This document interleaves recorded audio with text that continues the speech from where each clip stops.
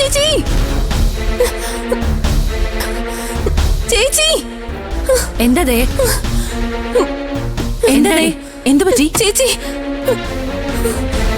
എന്താ ആരാ അവിടെ എന്തേ നീ വീണ്ടും വല്ല പാമ്പിനെയും കണ്ടോ? വെളിയിൽ പോയി രഹസ്യമായിട്ട് ഫോൺ ചെയ്യാറുന്നില്ലേ? നീ കാര്യം പറയതേ. ഇനി പുറത്ത് ആരെങ്കിലും വന്നിട്ടുണ്ടോ?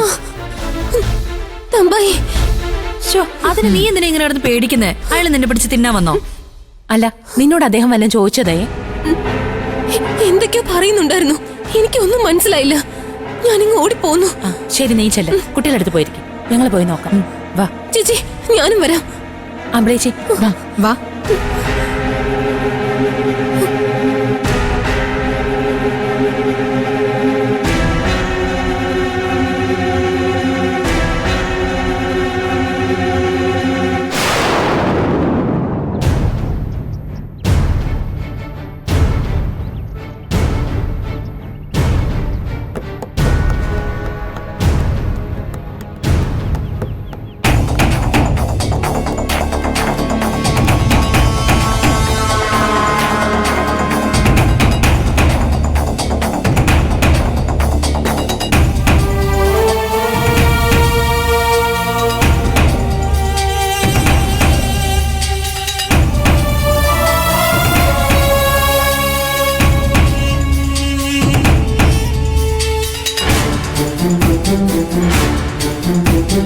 അച്ഛനയുടെ മക്കള് അനന്തനെ കാണാനാണ് ഞാൻ വന്നത്.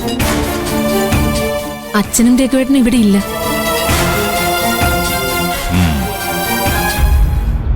ആണൊരാൾ തറവാട്ടിൽ എപ്പോഴും ഉണ്ടാവണം. ത്രിസന്ധിക്ക് മുമ്പേ അയാൾ വീടണയണം.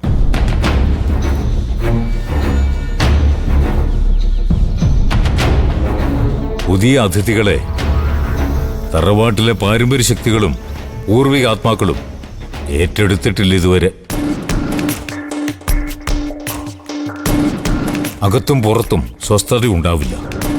അഗ്നിഭയം, ജലഭയം, നാഗഭയം, പ്രേതഭയം ഇവ കാരണം ഉറക്കം നഷ്ടപ്പെടും ചിലർക്ക്.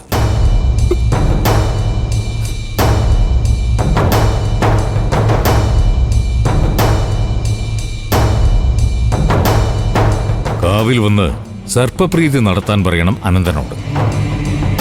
മറ്റു ചില കർമ്മങ്ങൾ കൂടി ചെയ്യണം. ഓർമ്മപ്പെടുത്തിയെന്നേ ഉള്ളൂ. വിശ്വാസമുണ്ടെങ്കിൽ മതി.